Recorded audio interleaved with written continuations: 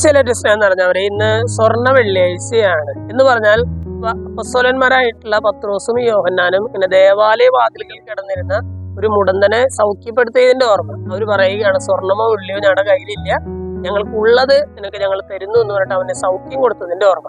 അതായത് ഇന്നത്തെ ഒന്നാമത്തെ വായനയിൽ നമ്മൾ പ്രകാരം വായിക്കുകയാണ്, ദേവാലയത്തിന്റെ വാതിൽക്കല് ജന്മനാ മുടന്തനായിരുന്ന ഒരു മനുഷ്യൻ കിടന്നേ. അയാള് ദേവാലയത്തിൽ വരുന്നവരുടെ കയ്യിൽ നിന്നും എന്തെങ്കിലും ലഭിക്കുമെന്ന് കരുതിയിട്ട് അവരോട് കരുണ യാചിച്ചിരുന്നു എന്ന് പറയുകയാണല്ലോ. എന്തെങ്കിലും ഇങ്ങനെ യാചിച്ചിരുന്നു എന്ന് പറഞ്ഞാൽ, ദേവാലയത്തിന്റെ ഗേറ്റിന്റെ അവിടെ ഒരാളിരിക്കുന്നു.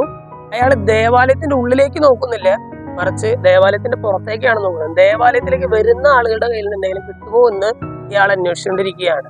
പത്രോസും യോഹന്നാനും വന്നിട്ട് ഇയാളെ പഠിപ്പിക്കുകയാണ്, ദേവാലയത്തിലേക്ക് വരുന്നവരുടെ കയ്യിൽ നിന്നല്ല, മറിച്ച് ദേവാലയത്തിന്റെ ഉള്ളിലിരിക്കുന്നവന്റെ കയ്യിൽ നിന്നാണ് നിനക്ക് അനുഗ്രഹം ലഭിക്കേണ്ടത്. അത് കാരണം പത്രോസ് യോഹന്നാൻ ഇപ്രകാരം പറയുകയാണ്, സ്വർണമോ വെള്ളിയോ ഞങ്ങളുടെ കയ്യിലില്ല, ഞങ്ങളുടെ കയ്യിലുള്ളത് നിനക്ക് ഞാൻ തരുന്നു എന്ന് പറഞ്ഞിട്ട് കർത്താവ് യേശുക്രിസ്തുവിന്റെ നാമത്തിൽ നീ എഴുന്നേറ്റ് നടക്കുക എന്നൊക്കെ പറഞ്ഞിട്ട് സൗഖ്യം കൊടുക്കുകയാണ്.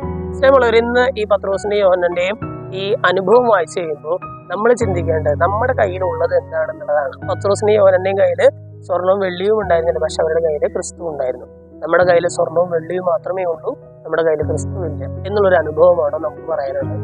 സ്നേഹമുള്ളവരെ, ഇന്നത്തെ ഈ വചനഭാഗം വായിച്ചു കഴിയുമ്പോൾ ക്രിസ്തുവാകുന്ന സമ്പത്തിന് നേടിയെടുക്കാനുള്ള ഒരു കൃപയ്ക്കായിട്ട് നമുക്ക് പ്രാർത്ഥിക്കാം. സ്വർണത്തെക്കാളും വെള്ളിയേക്കാളും ഉപരി വിലയുള്ള ക്രിസ്തുവിനെ സ്വന്തമാക്കാനുള്ള ഒരു കൃപയ്ക്കായിട്ട് പ്രാർത്ഥിക്കാം. ഇത് നമ്മളെല്ലാവരെയും സമൃദ്ധമായിട്ട്